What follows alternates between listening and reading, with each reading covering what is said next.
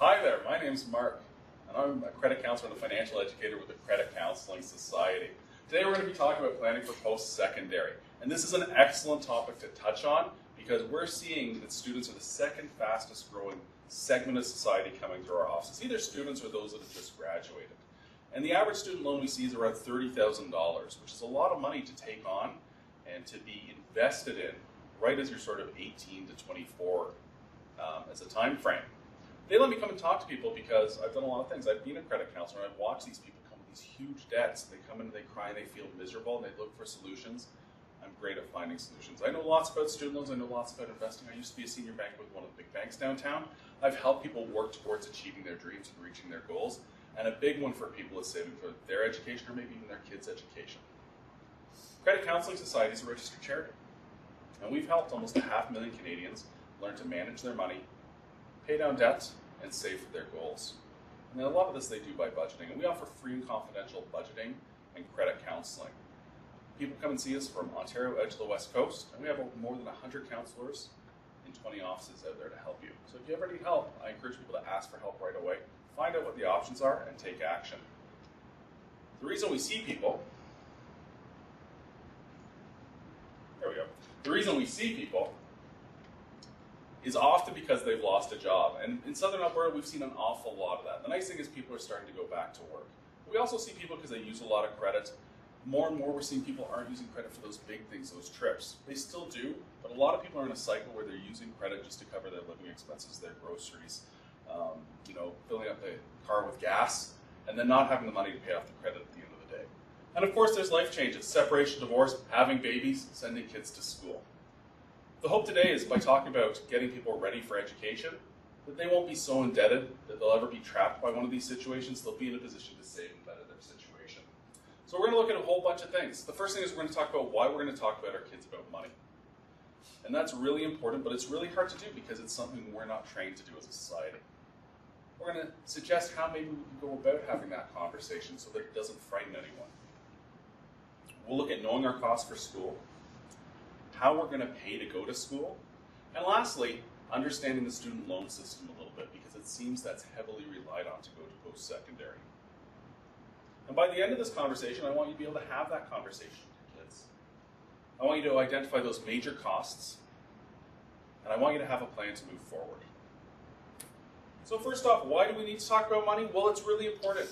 We know that student debt and student debt stress is one of the major contributing factors to kids not finding success when they go to school. It's the number 2 stressor. And I'd ask everyone to think about how they feel when they have money issues. We know that people with money issues are substantially more likely to suffer from anxiety. They're also substantially more likely to suffer from depression. 44% of them tell us they have migraines, and they're almost twice as likely to suffer from a heart attack. These are people whose stomachs hurt, and people who walk bent over and crooked because they're all stressed out. We don't want students to go through that. We want them to find success.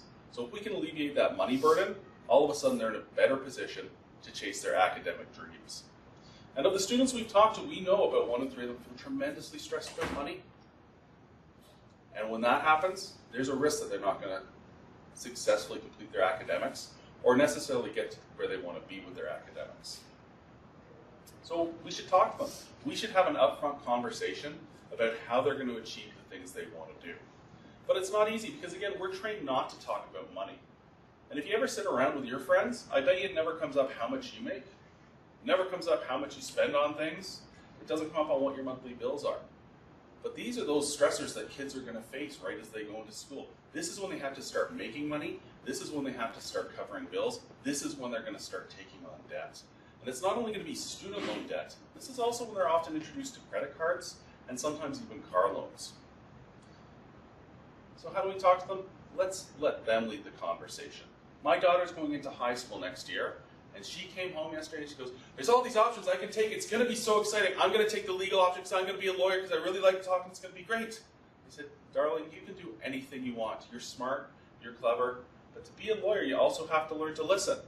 At which point she continued on about how great it would be to be a lawyer. And I don't think she heard any words I said. But when they bring up the conversation, it's the best time because they're ready to engage in it. So let them come and say, this is what I want to do. this is what I'm thinking. And then broaden it out and say, well, why do you want to do it? Will it bring you happiness? What's it going to cost and where's it going to take you? Because often people have one goal set in front of them. They want to go to school, they want to get their degree, they want to get a job. But sometimes a little discussion around it can say, well, how are you going to pay for school? What's that job going to pay you? What's your life going to look like after? Ultimately, investing in an education is just that, an investment. We don't want our kids to go to school so that they can go and do some job where they didn't need to go to school. We want them to go and achieve the next step. Part of them going to school is engaging with all these new costs. You better remind them that this is something that is going to cost them, and maybe it's something you can help with, or maybe it's not. And the last thing I tell you to do is tell them you've made mistakes too. And often as people move into school, this is where they start making some money mistakes. This is where they sign into that 2-year gym membership that they're never going to use. Or this is where they go and sign on for a student loan, but have no understanding what is involved in paying it, or if they even have to pay it. Tell them they're going to make some mistakes. By acknowledging that you yourself have made some money mistakes, maybe they'll listen to you and you can engage with them on the mistakes you've made so they can bypass them and be one step above you when you were starting out. So we've talked to them about a whole bunch of things. Here's an important part. They're getting ready to go out on their own to some extent. I think we need to encourage our children to take responsibility for the actions they're going to move on and address. And part of that is asking them to go and do the research, to find out what costs, and find out how they're going to solve any issues they think they're going to run into as a result. I've sometimes told my coworkers when they've started with us, because we'll have clients who come in and sit down and look for a solution, and then they're like, well, you need to help me, you need to help me, you need to help me. But the problem is we can help give you information and steer the ship, but at the end of the day, the hard work has to be done by the person who's engaging with the problem. So have your kids engage with it. If they need to find out information, give them some sources. Perhaps they could go to the financial aid office. They could go seek out their guidance counselor. They could call the university and see what things cost. You can give them some direction, but make them do some of the work so that the process is theirs and they'll own it. Let's move on to knowing our costs. School is pretty expensive. Many of us may not have been there in a while, but when I went to school, my tuition for a year was $2,000. My understanding is that it's well above $10,000 a year, and it depends on the courses you're taking. But it's not just about tuition, there's everything else that goes into it. There's those non-instructional fees. These are fees that sometimes cover transportation. They might include some sort of health insurance while you're in school. They might include access to the gym, sporting events, whatever else. While they're often included in tuition, part of the course fee, if you will, sometimes they're not. People should plan to have to pay them if they're going to attend the university or the college. The university I went into was kind enough to include them. And 15 years after I left that school, part of the money I paid built a new student center that I've never been in. I'm still happy about that. There's textbooks. And you can do some great things with textbooks. You can buy used textbooks. And the nice thing about used textbooks is often the important parts are highlighted. Kind of reinforces the message. And you don't just need to go to the bookstore to do that. You can find used textbooks on Amazon. Some kids will post ads on Kijiji. Saving money on textbooks can be a great thing. I had a friend who never bought a textbook. He would just go to the school library very, very early on once he got the book list and take the books out of the library and keep them for the semester. He was very clever. But it's more than just buying textbooks. There's also technology.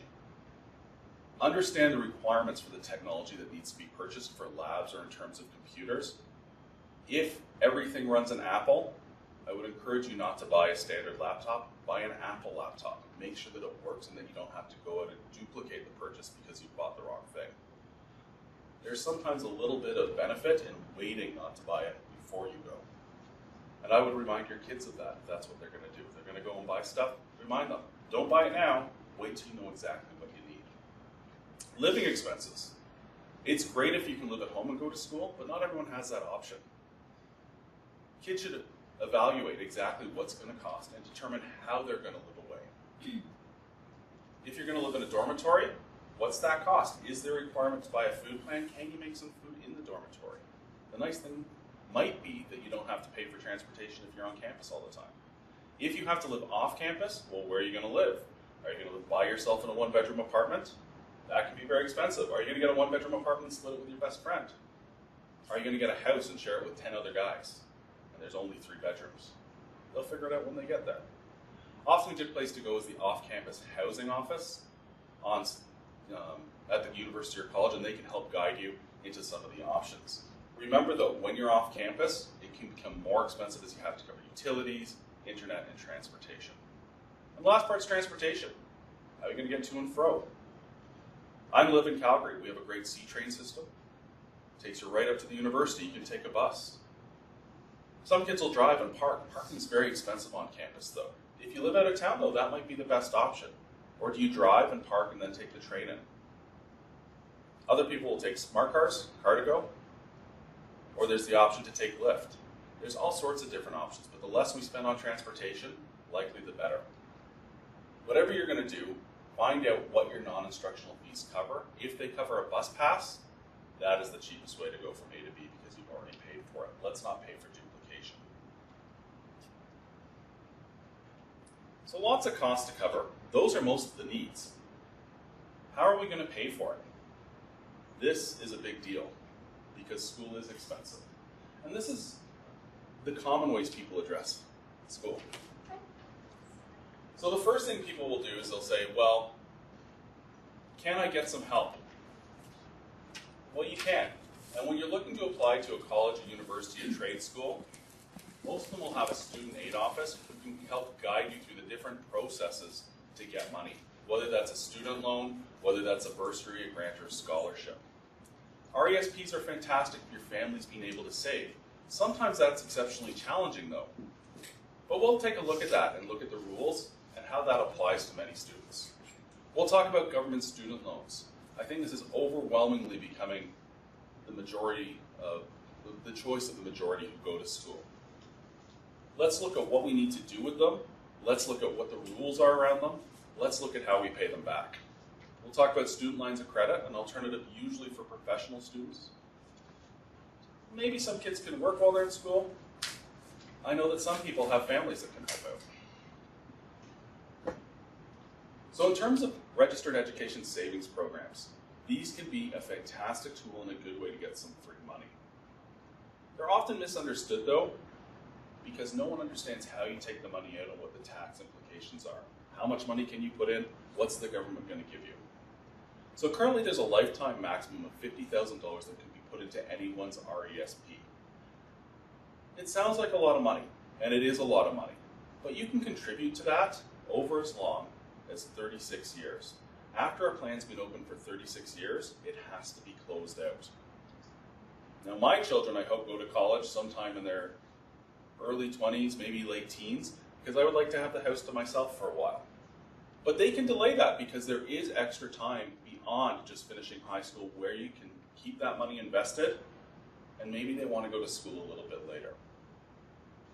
When we're contributing to registered education savings plans, the maximum contribution a year is $2,500.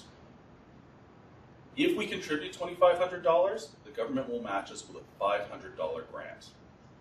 So that's $500 of free money. And free is my favorite 4-letter F word. If you can get free money is the best way to go. Now, not everyone can contribute that maximum of $2,500 in a year. That's okay. If you put in $1,000, the government will match you up to 20% of whatever you can put in to a maximum of that $2,500 annual contribution. The lifetime grant the government will give you is $7,200. So again, $7,200 of free money, that's money I want. The money we contribute to registered education savings programs is after-tax money. What does that mean? It means you get paid, the taxes are already taken from you, and any money you put into that plan has already been taxed. So there's no initial tax advantage to putting money into that plan. The tax money has already been taken by the government. But the benefit to it is that the money that grows inside that plan grows tax-free until the plan is closed or the money is being taken out. That's a very positive thing. If you start saving for your child when they're very small, let's say newborn, you get their social insurance number, you start putting money in, the money has an opportunity to compound at a ginormous rate. So you can put in a little bit of money, but because it's such a long time frame, even if you're only earning a relatively small portion of interest, the money's growing. When you go to take out the money, it's important to recognize that the money you've contributed remains yours if you want it. You can pull that back out and keep it, but all the grant money and the interest or capital gains earned is for the student at that point. When the student takes that money becomes taxable. So it will be taxed in the student's hands. Now, no one wants to pay taxes, and the nice thing about being a student is that you often don't earn enough money that you would pay tax on the money you pull out of a registered education savings plan. And if you have the help of a good financial advisor at a bank or an investment company, he's going to help say, let's not pull out the whole sum this tax year. You're going to be in school for 4 years. Let's portion it out by semester. And not only will that help with the tax burden the student might have to face, and hopefully there won't be one, but it also ensures the student has money throughout the course of their education. A big thing to recognize is that in some provinces, registered education savings plans can be considered as income when you go and take a loan application to the government. So if you have a lot of money drawn out of a registered education savings plan, it can in fact limit how much of a student loan you can get. So again, talk to the person that helped you with the plan, and they'll help you pull money out so you can maximize your benefit. And you're always able to go talk to the student awards office about whether or not that will be a factor when you apply for student loans. All right, does anyone have any questions about registered education savings plans?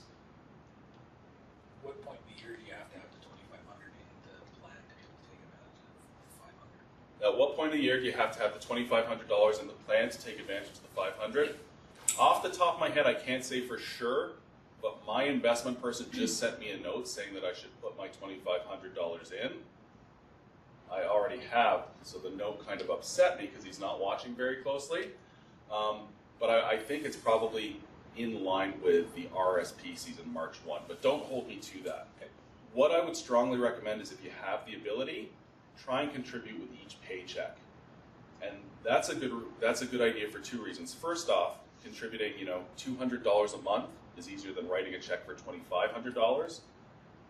The other reason it's a good idea is because a dollar averages your investments. If you're buying one particular mutual fund to pay for this education, for example, sometimes it'll be worth more than other times. If you buy it evenly spaced over the course of the year, you're going to avoid some of those highs and lows and get a better dollar average out of your money.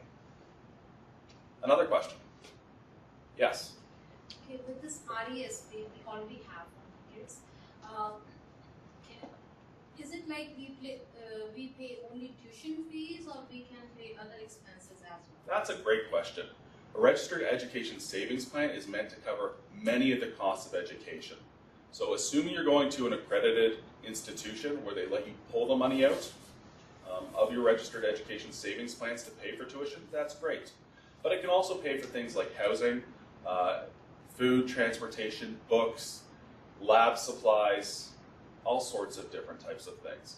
And while many people traditionally think these plans are just dedicated to universities, they're not. You can go to a technical school, a polytechnic. You can use it for flight courses if you want to be a pilot. I think might be Mount Royal who does that in Calgary. But it goes across a broad range of schools for different employment options. How about if kids want to study in the US? If kids want to study in the US, as far as I know, and I'm not 100% because I haven't been a banker for a while, but people do save up on RESPs and do pull the money out to send their kids to a school in the US.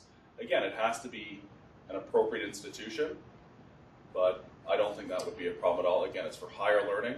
If that's where they're going, it should be okay. One more. Yes?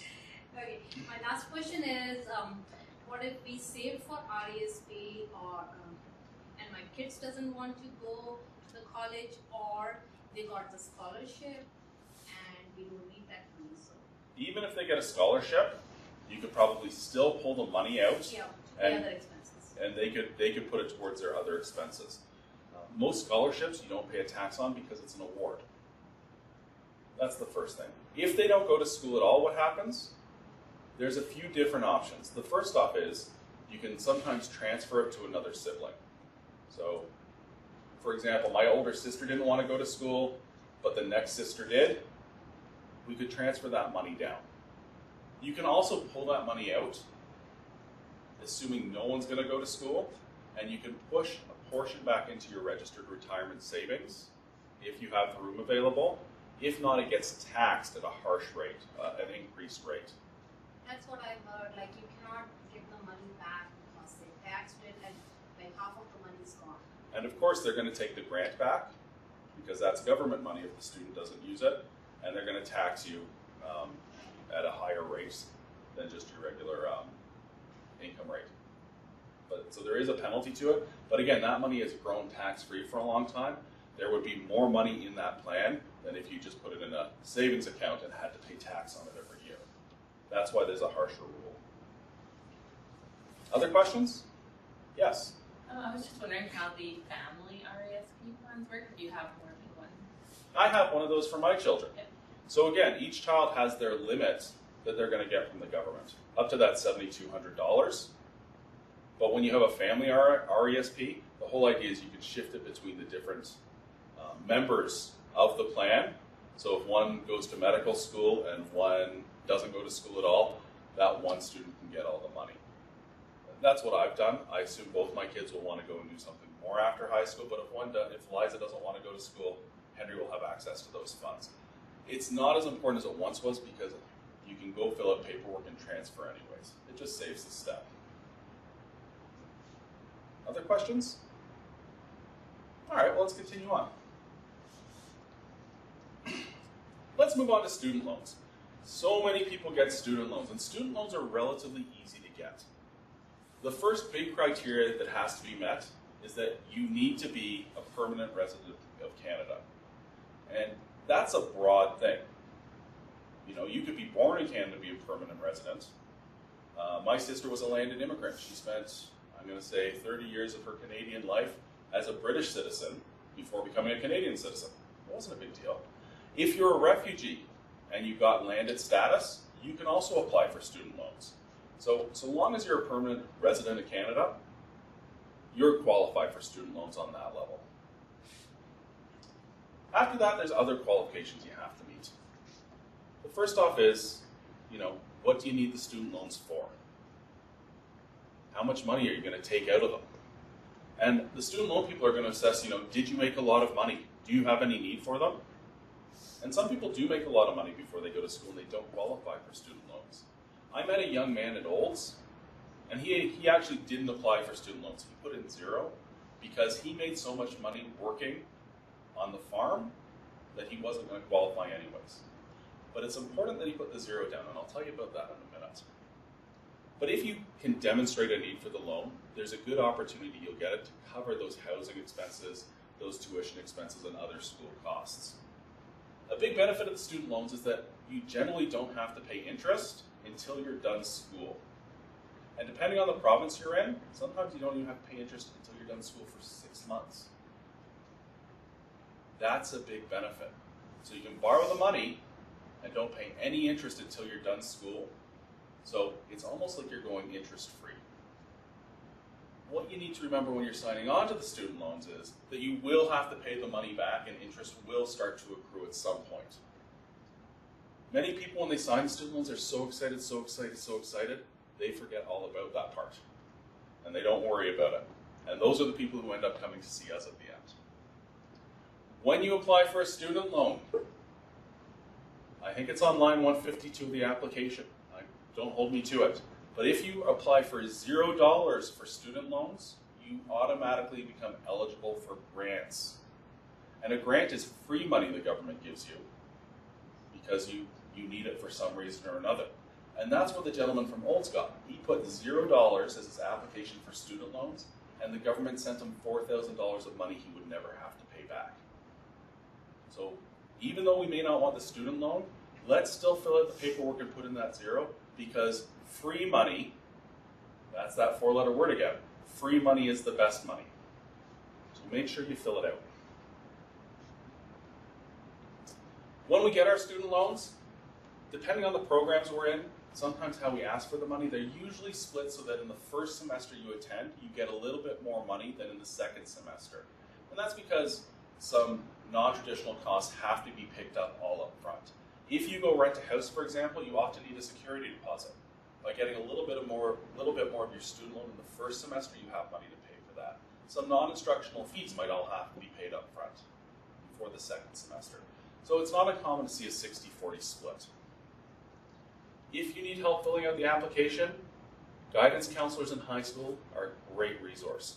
But if you know the secondary, post-secondary institution you want to go talk to their financial aid people. They're the experts. They know more about student loans than anyone else. They will help you fill it out and so that you can go and pursue your education at their institution. But you have to not be afraid to ask. If you have questions, canlearn.ca is the website you go and get answers to. If not, pick up the phone and call the institution you intend to attend. When we're done school, Canada student loans don't require any payments, and Alberta student loans don't require any payment for 6 months when you're out of school. So your last day of class is April 30th. You don't have to make any payments for 6 months. Now with the federal student loan portion in Alberta, they will actually start charging you interest from April 30th, your last day of school. So even though you don't have to make a payment, the interest starts to accrue and your debt starts to grow. Just be aware, the debt starts to grow. You do have the option to pay the student loans off the day you're done school though. But it's up to you, and I'm just going to say, most people, the minute they're done school, don't often have the money to pay the student loans back. But that 6-month period is really important because this is where you're going to get on your feet. You're going to start hunting for a job, you're going to start finding income, and things are going to move forward in a progressive way for you. When you're done school, you need to update your address if you've moved. The student loan people are going to send you a letter and say, how long do you want to take to pay your student loan? Do you want to pay on a variable rate loan or do you want to pay on a fixed rate loan? If you don't tell them, they default to 9.5 years. The maximum term you can pay a student loan over is 14 years. The minimum term, you pay it off tomorrow. They're all good with it the minute you're done. Just because you set up a set term, it doesn't mean you can't change it at some point. If you need to extend it for some reason to the maximum of 14 years, you call the student loan people, they're going to help you. If you win the lottery, 3 payments in, you can just pay them off. They'll take the money right away and the loan. This is an example. And what I want to demonstrate here is just how stretching out the student loan costs a lot more money. With student loans in Canada, what they do is they charge you the prime rate plus 2.5 on a variable rate loan, which means as interest rates go up, you pay more. If they go down, you pay less. Right now they're going up, I think. Or 5% plus prime on a fixed rate loan. We're just using a standard 7% across the board here on a variable rate. We're assuming a 4.5 prime rate. So if we borrow $34,000 at an interest rate of 7%, over 10 years, our payment is relatively low, $412 a month. But it's going to cost us $15,000 in interest, and having borrowed to go to school will cost us almost $15,000 to pay back. It's a lot of money. I'm not sure how much your cars cost when you bought cars, but $412 sounds like a car payment to me. It's a big payment to be paying over 10 years. So just be aware that that's stretched over 10 years. Ideally, what's better is if we can increase our payments and shorten the amortization so we pay less interest. In the second example, over 6.5 years, our payment would be $529 a month. That's a nicer car payment. But we pay $5,000 less interest.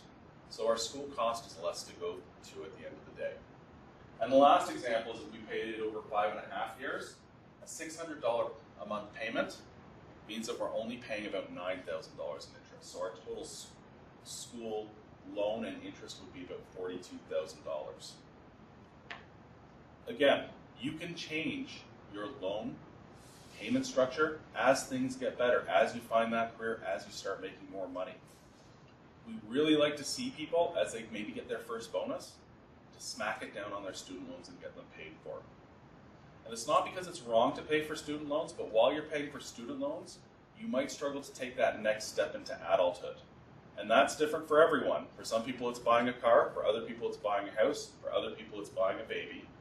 Oh, sorry, having a baby. They're expensive too, though. We don't want to delay the other things we want in life because we get burdened with a debt and don't aggressively pursue paying it off. There's other money we can get, though.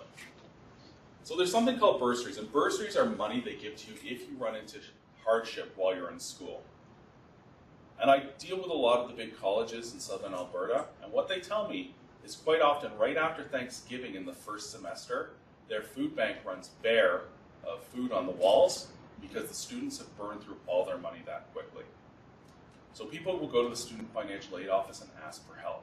That's called a bursary. You do need to demonstrate need. They may ask you to run budgets, and they will not be pleased if they see you a second time. They're there for people who need them, but we want to avoid them, where our hope is that we can manage without them.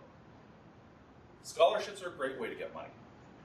Over $200 million of scholarships are given away in Canada, are up for grabs in Canada each year. Sadly, not all of them are taken. And the reason they're not all taken is because some people don't apply for scholarships because they don't think they'll get them. They don't qualify in some way. They don't think their marks are good enough to get them. 85% of the scholarships that are given away in Canada are not mark-based. They can be based on being part of a club, the volunteer work you've done, perhaps the program you're going into. Virtually all scholarships will require that you write an application. Two big things about writing an application. They generally do not take very long to do, but you have to treat it like a job and do your best. And it's a job because someone's going to give you money for it, you hope. The other thing, if you go into the financial awards office at the college you intend, college, trade school, university you intend to go to, they will help you write them. These are people who deal with them all the time, and they know what you should be saying. So treat them like a job and ask for help. My friend, who I used to work with, he got a $50,000 scholarship, which was fantastic. But he got other scholarships that he didn't even qualify for. He was of Scottish descent, not Greek descent, but no one applied for the Greek scholarship, so you know who got it? The guy who already got another big scholarship. Apply and treat it like a job, because scholarship money is free money if you put in a little bit of effort. We talked a little bit about grants. Again, when we're applying for our student loans, even if we don't want the loan, let's put in a 0 in that line so that we're open to all the government grants that are available. Grants are better than loans because you don't have to pay them back. Let's try and get the free money. If you want to seek out scholarships, there's two websites available. www.wyconic.com, or the one I was at recently is www.scholarshipscanada.ca. Take a look, see what you might qualify for, and apply. It's worth the effort. Student lines of credit are kind of the flip side of student loans. So whereas student loans are generally given out by the federal and provincial governments, student lines of credit are given out by big financial institutions, like the banks. They're not as easy to come by, though. And the problem is, when you go into a financial institution to get money, you have to qualify. And one of the big qualifiers is, are you currently working and how much money do you make? Most students don't make a lot of money while they're in school, and they may not qualify for these student lines of credit, which means they might not be able to focus on them to move forward with their education. People that do get them often get them because they're on a professional track. And what that means is, maybe you finished your undergraduate and now you're going to med school to be a doctor. Doctors make a lot of money. Banks will work the rules around doctors, dentists, lawyers, geophysicists, people who are almost guaranteed to have huge incomes. These people may not have a lot of money coming in, but the banks think they'll be able to pay them later. If you're like me with a history degree, I do not think they're going to let me write my master's on a student line of credit, because people with masters of history degree are often credit counselors or something similar, right? So professional tracks may qualify for these without help. If you're not on a professional track, you often require a co-signer. With people first going to school, getting student lines of credit, the cosigner is often a parent. This requires some consideration. First off, if I'm the cosigner, I want to sit there and think, will my child deal with this loan appropriately? And it's very important that they do, because when you're the cosigner, you're 100% responsible for the debt. And the unfortunate thing is sometimes when the debt isn't treated very well, the cosigner isn't made aware right away, and all of a sudden they have terrible credit. So think, will my child deal with this appropriately? If they have a hard time dealing with it, will they come and tell me so I can help them out? But it can be an option.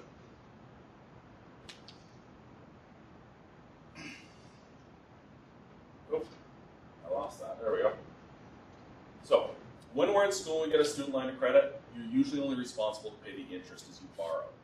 So while you might get a $5,000 student line of credit, you might only take $1,000 out month one. You only have to pay the interest on the $1,000 while you're in school. Month two, you take another $1,000 out. Now you have to pay the interest on the $2,000, but you don't have to repay that principal, which is good because while you're in school, you probably don't have a lot of money. When you're done though, these student lines of credit will often give you a month before you have to start repaying the principal.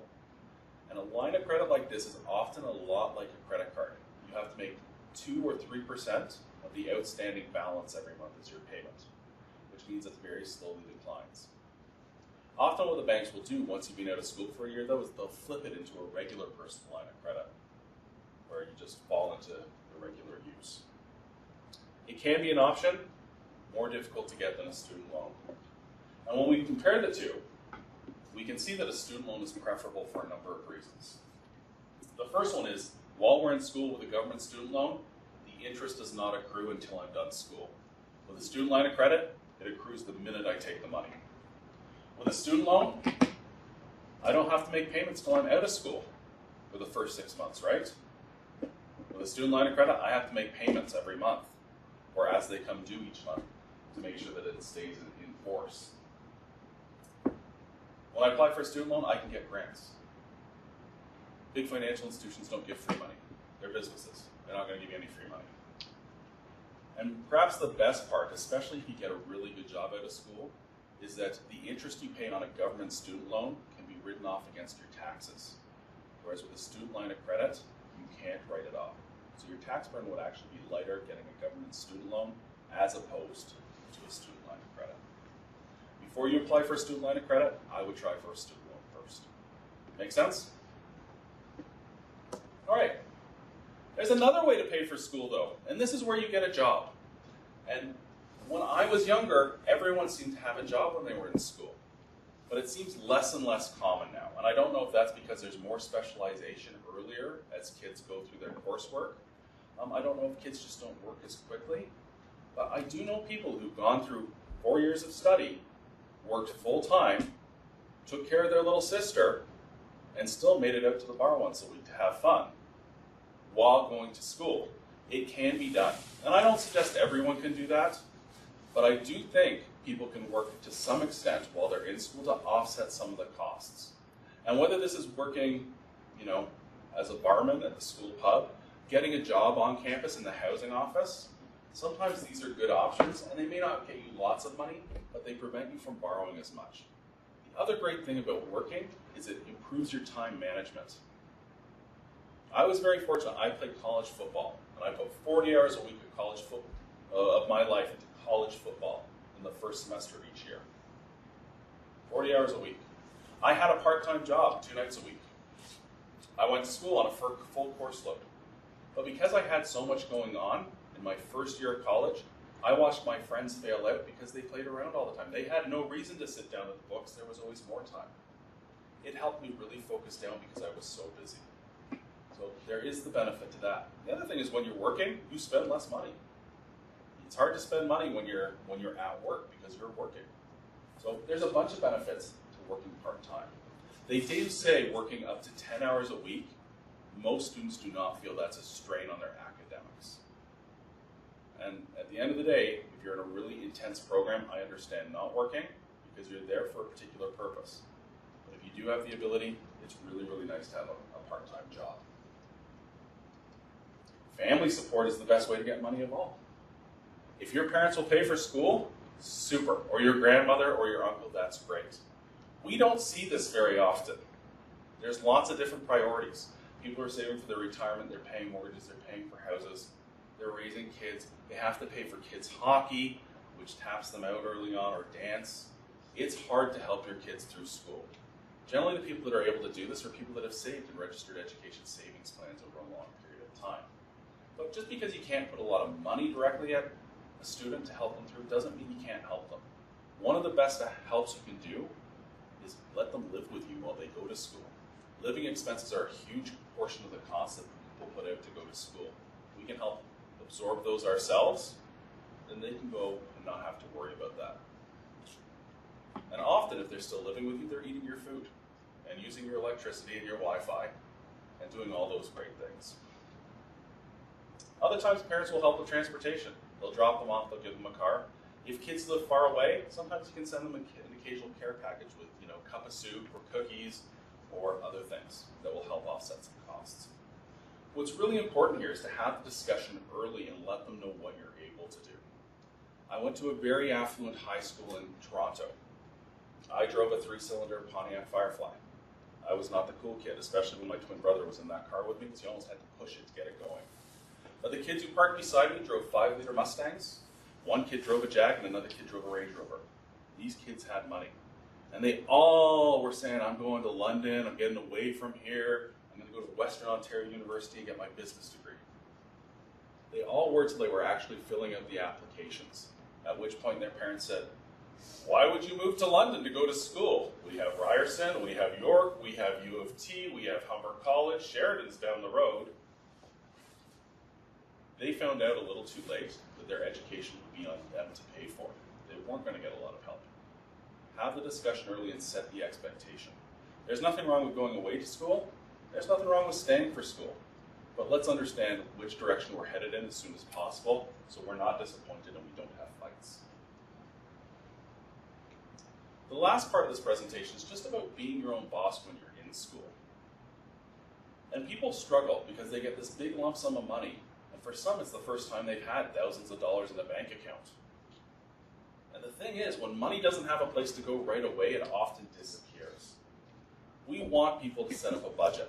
And it can be a really complex budget. You're living on your own, you have your own place you're living, you have to buy your groceries, you have to pay all your utilities, cover your transportation, cover your tuition. It can be really, really basic. I live in the dorm, I have a food plan, all I have to pay for is whatever I want to play at when I want to play. New squash balls if I'm a squash player, right? It can be super basic. But the whole idea is once we set our budget, let's use the money we have at the front end of the semester and make sure it lasts throughout the term. So this is an example. The nice thing about going to school is the first big chunk of money that goes out is to tuition. So if you get a student loan before that even hits your account, often the tuition money will go right to the institution. So it's money you don't have to worry about. And whatever is left over is yours to use as you will.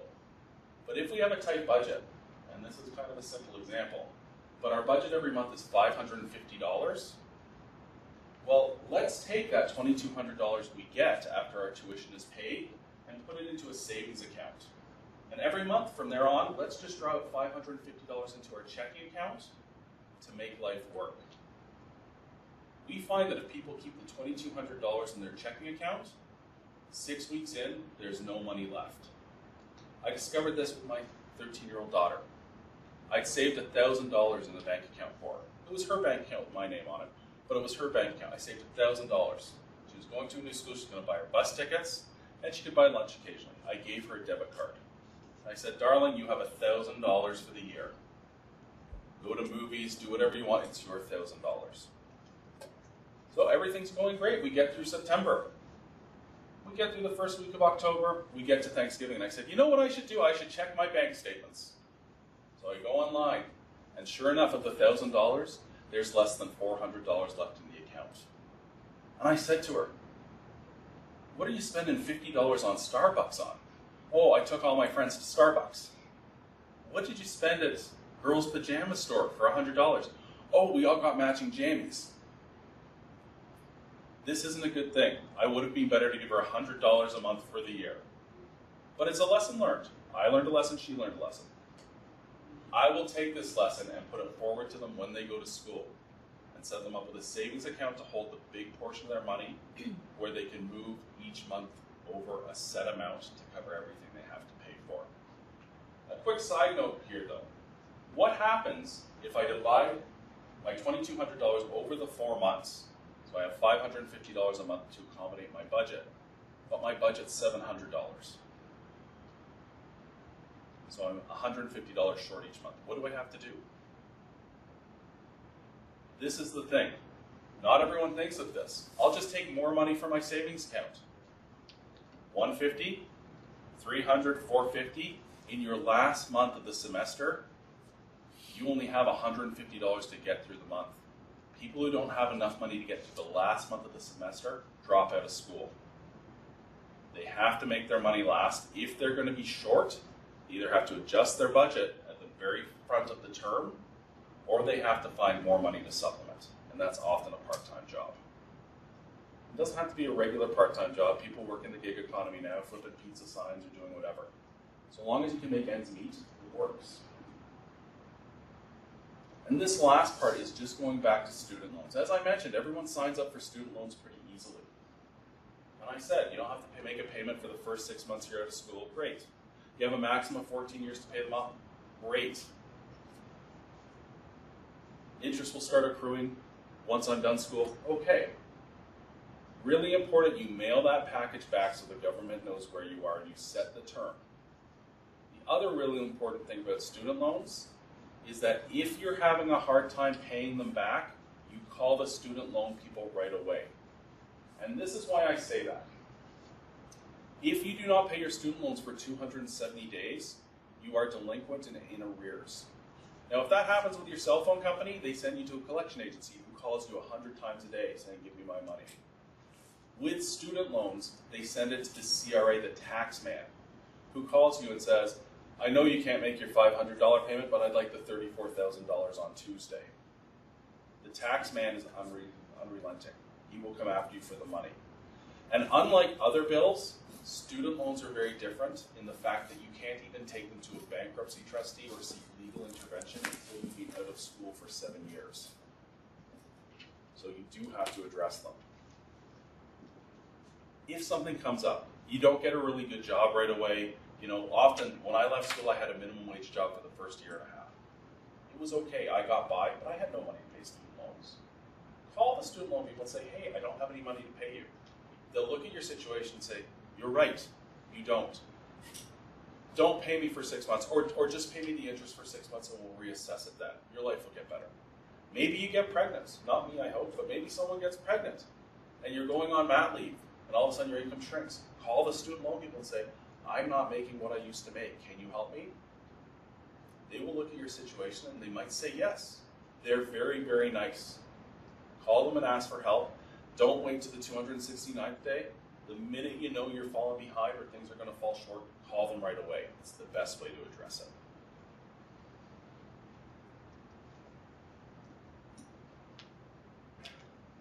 Just a few tips. If we're in school and we start withdrawing from classes, we may no longer be eligible for those student loans. If we decide we're going to go to school and pay the tuition and don't go, we still have to pay the student loan back even though we were never officially a student. Let's make sure if we're going to school, we focus on what we're going to do and we make good choices so that no one's looking to get the money back from us. Let's watch out how we spend money. When I go to U of C, they have a whole food court full of Tim Hortons and coffee shops and all this wonderful stuff. What we see at credit counseling is that people eat their money away. Be careful. It's only a cup of coffee, but $2 a day is $60 a month is $720 a year. You can make instant coffee for 12 cents at home. It's not as good, but it saves you a lot of money. And let's make sure we stretch the student loans, the grants, the bursaries, the RESP so they get us to the end of the semester. If we run out of money midway, we run a serious danger of dropping out of school. Education's really an investment. You're going to take time out of your life to try and improve yourself, and by the end of it, the idea is you should be able to get a substantial return back. So yeah, you might take a loan, but if you end up with a great job at the end that pays you lots of money, what a great investment that you've learned something. Treat it like an investment. Take care of it, nurture it, and it will grow and become something great. If you fool around with it, it's just going to go to waste.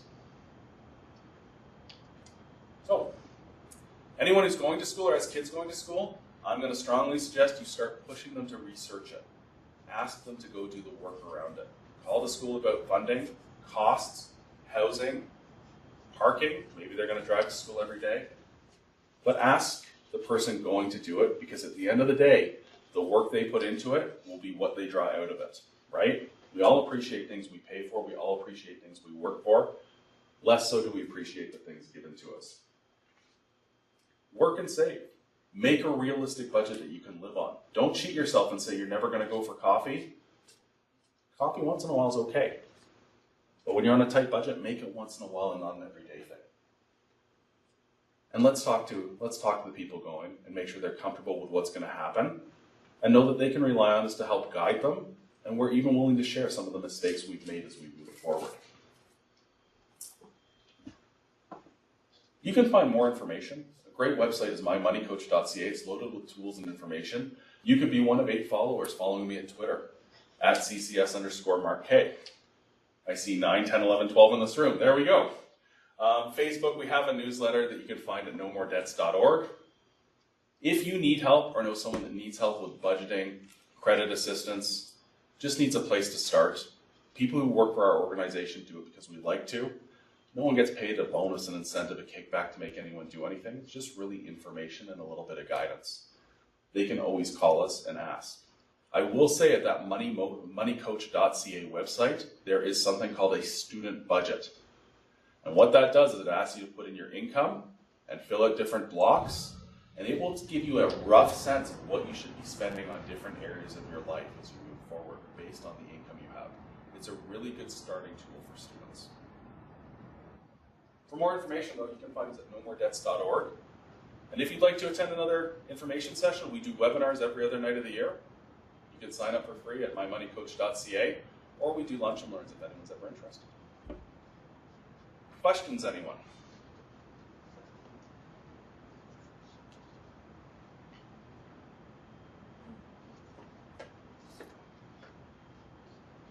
No? All right, well that's okay.